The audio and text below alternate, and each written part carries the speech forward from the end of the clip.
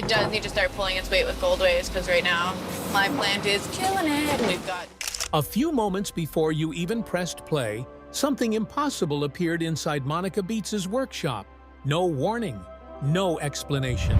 Just an object sitting where nothing should have been, forcing an entire crew to freeze in their tracks.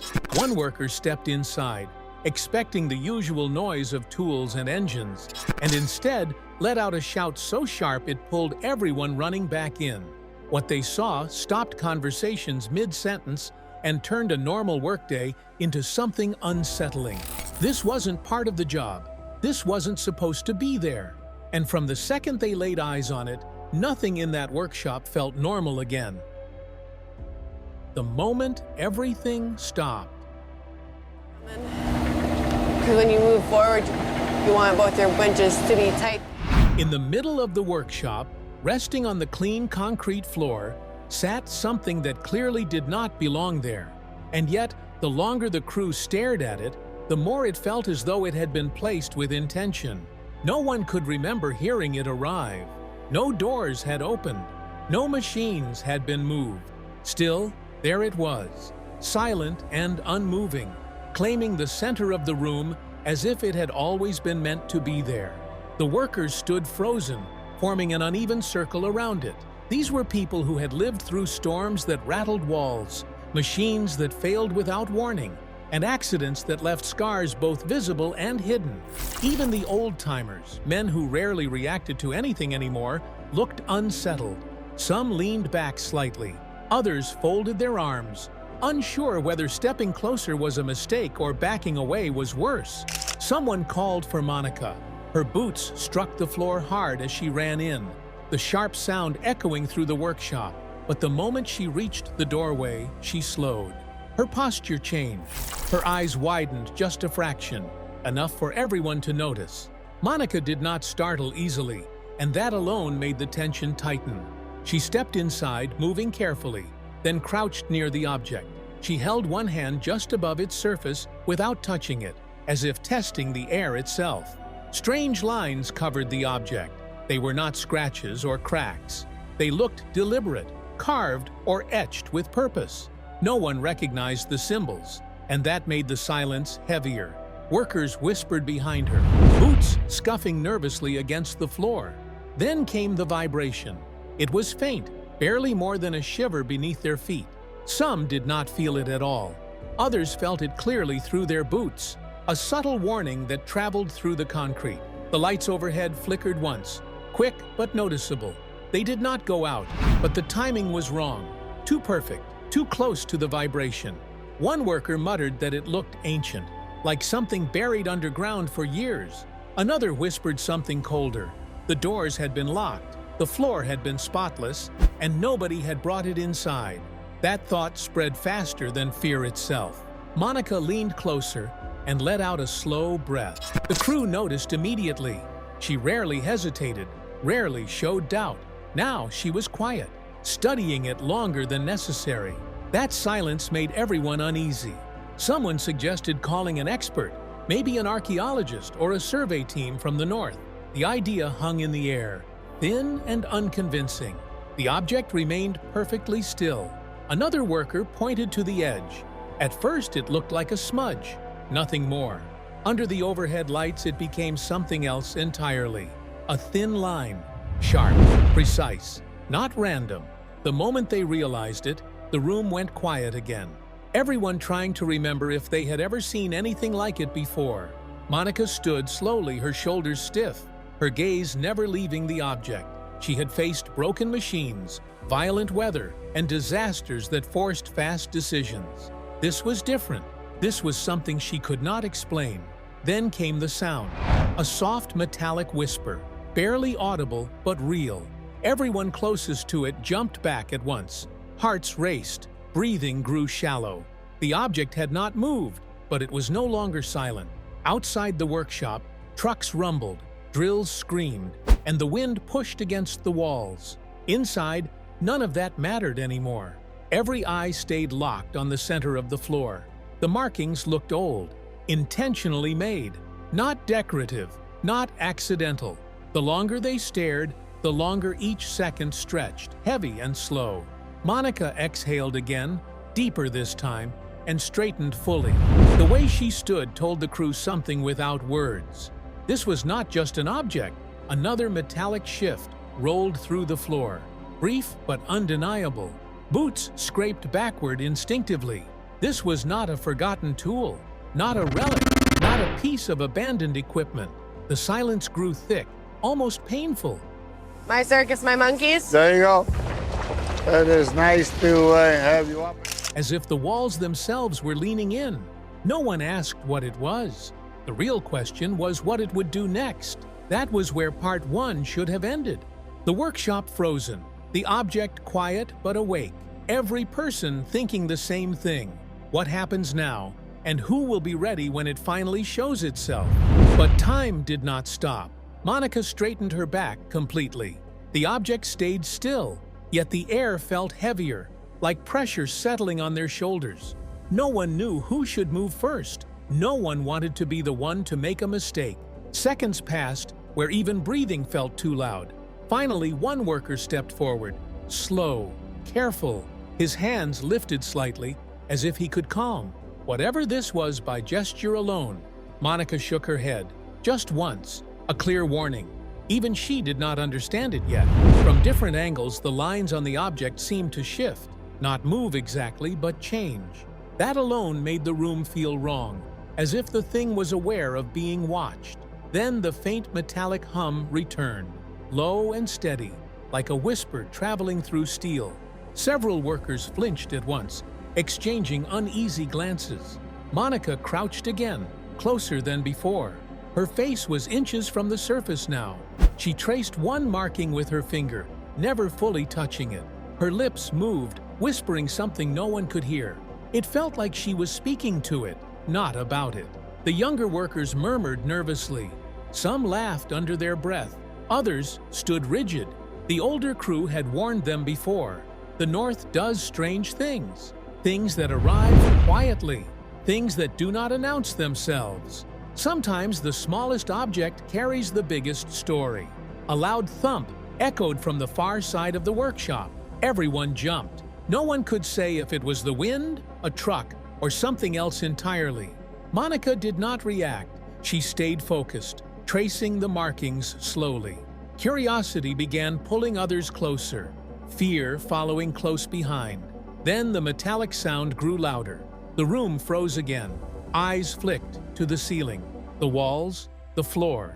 The hum filled the space, not loud enough to explain, not soft enough to ignore. It felt like the workshop itself was listening. Someone whispered that maybe it was ancient.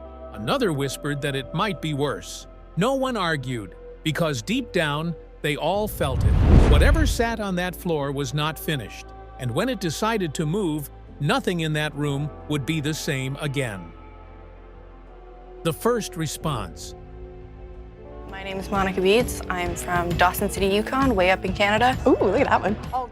Monica finally stood up and stepped back, her eyes locked on the object, her breathing a little faster than before, and the workers noticed immediately how tense she looked. This was the same woman who had faced storms that tore across the land, freezing rivers that nearly swallowed equipment, and accidents that left scars no one talked about. Yet now she looked smaller somehow, uncertain in a way they had never seen.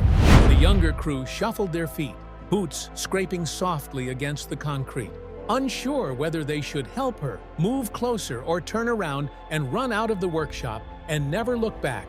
The object gave a slight shiver, so subtle it could have been imagined, but it was enough to make the hair rise on the back of every neck. No one spoke. Speaking felt dangerous, like a sound might trigger a response. The silence stretched and pressed on them, feeling like hours, even though only minutes passed. Then a faint smell crept into the air, earthy and damp, like wet soil mixed with cold metal. A few workers gagged quietly, unsure where it was coming from or what it meant. Monica frowned, covered her nose for a second, then slowly reached into her pocket and pulled out a flashlight. She switched it on and carefully swept the beam around the object. Under the light, more lines and patterns appeared, markings no one had noticed before, layered and deliberate. One of the older men muttered that they looked like letters, but not letters from any language he knew. The others nodded slowly, the realization settling in that they could not read it, could not understand it, and that ignorance made the room feel wrong. The younger men whispered guesses, calling it a map, a warning, maybe even a trap, their voices low and shaky, as if the object itself might hear them. The metallic hum returned, slightly louder this time, and everyone instinctively took a step back, hearts pounding as they sensed something was changing. Monica kept the flashlight steady, her jaw clenched tight, trying to think, but nothing from her years on the claim helped explain what she was seeing. A sudden vibration rippled through the floor, strong enough to knock tools loose. Some clattered loudly, and a few of the younger crew cried out as they stumbled back, nearly tripping over one another. Monica lifted a hand to stop them, but even she felt her knees shake, because whatever was happening was beyond anything normal. The lines on the object seemed to shift again under the light, not clearly moving, but changing just enough to make the workers blink and rub their eyes, unsure if fear was playing tricks on them. The hum grew rhythmic, slow and steady, like a heartbeat, and the sound made everyone freeze as the thought settled in that it sounded alive. Monica crouched again, closer now, and for a moment it looked like she was talking to the object, whispering quickly in words no one could catch. One of the younger men leaned toward his friend and whispered that maybe it could understand her, and the friend shivered, unable to decide if that idea was comforting or terrifying. The smell thickened, stronger now, wet earth mixed with something metallic and old, making several people cough and wrinkle their noses. Monica waved her hand in front of her face, muttering to herself, but no one dared interrupt, even afraid. They trusted her instincts more than their own. A low clanging sound echoed again, softer but deeper, and the floor trembled lightly beneath their boots. The workers stepped back without thinking, exchanging looks filled with the same question none of them wanted to ask out loud. Monica rose slowly, her face pale, her breathing quick, and for the first time, the younger crew saw real fear in her eyes.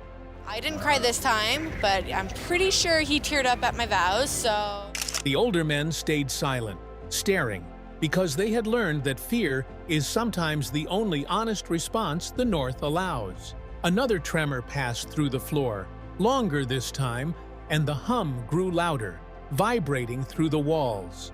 Some of the crew looked close to fainting, knees weak, hands shaking, and Monica grabbed the edge of a table to steady herself. Under the flashlight, the patterns looked clearer, but still made no sense. One man whispered that it looked like a puzzle with missing pieces, and the idea sent a chill through them all. A soft crackling noise followed, like metal brushing against metal, and everyone jumped back sharply, bumping into one another.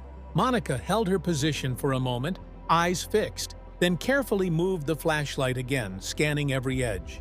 The younger crew whispered that it might be alive, and even the older men gave slight nods, though none said it aloud. The air felt heavy with fear, curiosity, and something unnamed. Monica stepped closer again, breathing slow now, her hand hovering just above the surface, as if she could feel its intent. The hum continued, steady and rhythmic, and the workers realized their own heartbeats were matching it. Another shiver ran through the floor, and the younger crew gasped, retreating again. Monica stayed where she was, listening, watching, weighing every second. The smell returned sharper, metallic and ancient, and Monica swept the flashlight along the edges, revealing grooves no one had seen before. The hum grew louder still, raising the hair on their arms. Monica crouched, whispering to herself, while the tension tightened with every breath. Then it happened. The object shifted, just slightly, barely enough to see, but enough to make everyone jump back in shock. Monica froze, eyes wide, and the crew understood in that instant that it was no longer just sitting there. It was responding. No one spoke. The hum continued, slow and steady, like breathing. They glanced at one another, knowing none of them had ever seen anything like this in the North. Monica whispered something under her breath, too soft to hear, and the object vibrated faintly, as if answering. Fear deepened. but curiosity held them in place. Another stronger tremor shook the floor, making some stumble. Monica held on, pale but focused, and it became clear she had no plan, only the same questions as everyone else. The markings were clearer, still unreadable, and one older man murmured that it felt like a message lost to time. A low metallic crack sounded again, the hum shifting slightly in pitch, and the crew felt the weight of it settle in their chests. Monica crouched once more, flashlight steady, hand hovering, while the younger men leaned in despite themselves. The smell thickened, the hum pulsed like a heart, and the workshop seemed to hold its breath, waiting, as no one knew what would happen next, or if anyone would be ready when it did. Monica steps closer. Get it done so that he can get the trommel going. But Monica crouched closer, her boots planted firmly on the cold floor, whispering words no one else could hear. At the same time, the younger crew kept stealing glances at one another, frozen between fear and curiosity, unsure if touching the object or backing away would make any difference at all. The metallic sound returned, soft and drawn out, and the workshop itself seemed to lean inward, holding its breath along with them, waiting. Monica remained where she was, her face pale but focused, and the workers understood this was larger than any accident, storm, or machine failure they had ever faced. A slight vibration rippled through the object again, enough to make the strange lines shimmer under the flashlight's beam.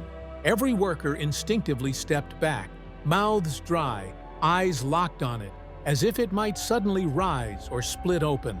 The smell of wet earth mixed with old metal thickened, filling the air and making a few men cough quietly into their sleeves. Monica leaned in again, her fingers hovering just above the surface, tracing the edges of the markings without touching, whispering steadily, as if her voice alone might soothe it or convince it to reveal its purpose. Another metallic sound echoed from deep inside, slow and controlled, and the floor trembled just enough to unbalance a few men. They stiffened, realizing they were standing inside something they could not command, and the hum seemed to pulse in rhythm with their own hearts. A faint glint of light caught one edge, like a reflection from somewhere distant, making the lines look different, almost fluid, and several workers whispered that maybe it was alive. Maybe it was watching them as closely as they watched it. Monica stayed crouched, flashlight steady, whispering faster now.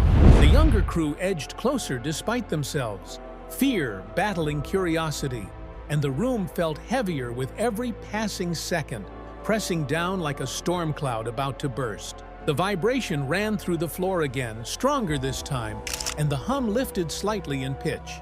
Some of the men jumped back and grabbed onto each other, and Monica froze for a moment, eyes wide, breath caught, sensing that whatever this thing was, it was reacting to them. A faint crackle drifted through the workshop, uneven and soft, almost like distant footsteps. Everyone turned, expecting someone to appear, but there was no one, only the hum and their own breathing. Monica whispered a name so softly, it barely left her lips, and the object answered with a small but undeniable vibration. The younger men stared at one another, eyes wide, realizing it was not just an object anymore.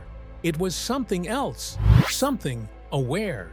The metallic sound returned, longer now, steady and controlled, like breathing. The floor trembled lightly, the air seemed colder, and the workshop felt tighter, as if the walls themselves were closing in.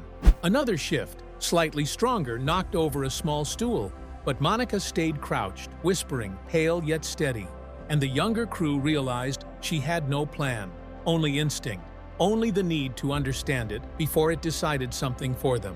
The lines looked sharper under the flashlight, clearer, yet still unreadable, and Monica leaned closer, retracing the markings again and again, lips moving with words they could not hear.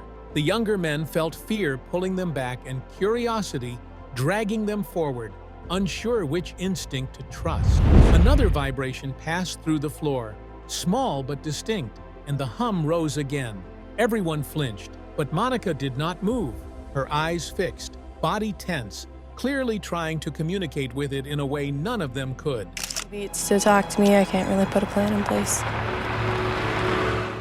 The smell intensified, wet and metallic, old and biting, making several workers gag and wave their hands.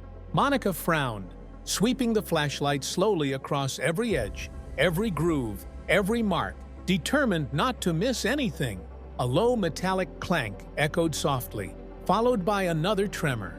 The younger men gasped and stepped back, while the older men remained silent, their faces tight, knowing they were witnesses to something they should not be. The object shifted again, barely noticeable, but enough to make everyone jump. Monica froze, whispering faster now, her hand hovering above the surface, and the crew felt certain it was responding to her in some way that defied reason. The hum continued, low and steady like a heartbeat, and the markings shimmered faintly beneath the light. The younger men whispered in fear, careful not to raise their voices, and every second felt longer, heavier. Another vibration shook the floor, stronger than before, making several men stumble. Monica stayed crouched, whispering, her face drawn and pale, and it was clear none of them knew what would happen next. The hum grew slightly, louder, pressing against their ears and chests. The lines shifted again, still impossible to read, and the workers finally understood they were not in control of anything. They were only observers. Monica leaned forward once more, retracing the markings, whispering under her breath, and the object pulsed faintly, just enough to make everyone recoil. The younger crew stared, realizing they were standing before something alive, something aware, something that might have been waiting a very long time.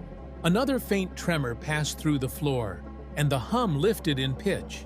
Everyone froze, exchanging looks, knowing nothing about this was normal. The room felt tighter, heavier, as if it were closing in on them. Monica crouched lower, whispering faster now, her hand hovering inches above the surface. The younger crew edged closer again, unable to stop themselves, while the hum continued, slow and heavy, like the heartbeat of the room itself.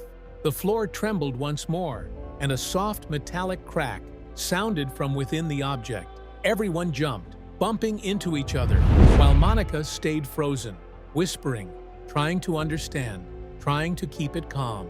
The lines shimmered again, as if something beneath them had shifted. The hum grew louder, and the younger men whispered nervously, unsure if they were imagining it or if it truly was alive, watching, testing them. The smell sharpened, old metal mixed with wet earth and something unfamiliar. Monica leaned in again, whispering, tracing, while the crew stayed rooted in place, hearts racing, unsure whether to look closer or run. Another faint vibration passed through the floor, enough to make them all flinch.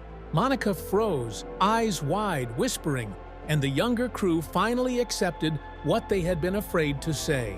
The object was alive in some way, aware of them, aware of their fear, and whatever it decided to do next was completely out of their hands. The shape of a warning. I appreciate everything you're doing to help me. Anything for family, Monica. So, should we go take a look at the thing? Yeah. One of the younger boys whispered that the markings looked like a map, maybe pointing to somewhere hidden beneath the ground, and another laughed nervously, saying he hoped it was not cursed. Monica ignored them. She stayed crouched low, tracing the edges without touching. And even though she had worked claims for years, she felt out of place, like a stranger inside her own workshop. Another subtle shift passed through the floor, just enough to make a nearby stool wobble and topple over with a loud bang. The crew jumped back, muttering in fear, but Monica did not move. She kept whispering, trying to decide whether the thing was alive, aware, or truly dangerous. Under the flashlight, the lines shimmered again, moving slightly as if they had their own pulse. One of the older men finally spoke, his voice tight, saying he had seen rivers crack, floods swallow claims, and storms tear camps apart. But this was different. No one replied. Monica leaned forward, whispering faster now, her fingers hovering just above the markings, trembling despite her control.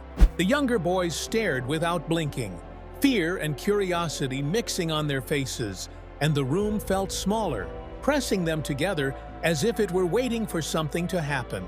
A faint vibration ran through the floor again, and the metallic hum beat steadily, slow and heavy like a heart. The smell grew sharper, wet and metallic, like something buried for decades had been disturbed. A few of the younger men gagged quietly, waving the air away.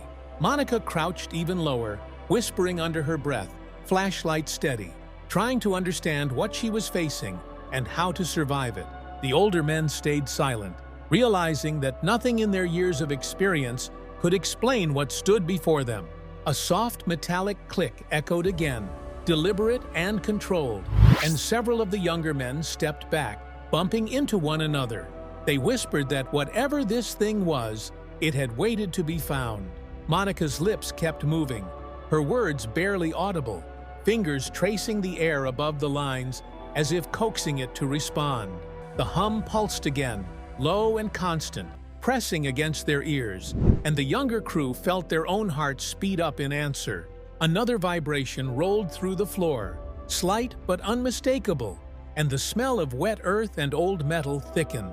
The boys whispered nervously among themselves, while Monica leaned closer, whispering faster, tense and focused, knowing that one wrong move could make it react. We got a hole in our top screen. How bad is it? I've got 2 runs blocked off. The lines shimmered again, impossible to read, and the hum rose slightly in pitch. Everyone froze, unsure whether stepping closer or backing away would change anything, and the air felt heavy, trapped, like a storm sealed inside the walls. Monica whispered again, softer now, her fingers hovering just above the surface, and the object pulsed faintly in response. The younger crew gasped, some leaning closer despite their fear, realizing they were standing in front of something alive, something aware, and possibly far older than anyone could imagine. Another vibration followed, stronger this time, making a few men stumble. Monica stayed crouched, pale and rigid, whispering, flashlight steady, while the younger men stared with racing hearts. It felt clear that whatever this was, it had waited a very long time and had a reason for revealing itself now. The metallic hum continued, steady and low, filling the workshop and pressing against their chests. The lines shimmered again, the air thickened, and every breath felt heavier than the last. The smell sharpened, metallic and damp, making some cough. Monica waved her hand slightly, whispering, tracing slowly, careful and tense. The younger men leaned in, frozen between fear and curiosity, knowing they were witnessing something no one alive could truly understand. Monica whispered faster, crouched lower, fingers hovering with purpose, while the younger boys edged closer, realizing this thing was ancient, aware, and possibly not finished with them. Another soft metallic click echoed, slow and deliberate, and the floor vibrated faintly beneath their boots. We cannot do that until the pump is down there drying out that cut. Everyone jumped back, some spilling drinks, some muttering under their breath, but Monica remained where she was, whispering and moving carefully. The lines shimmered once more under the flashlight, unreadable and alive, while the hum rose slightly, filling the room. The smell of wet metal and old earth grew stronger, and it became clear to everyone that whatever they had found was only beginning to reveal itself.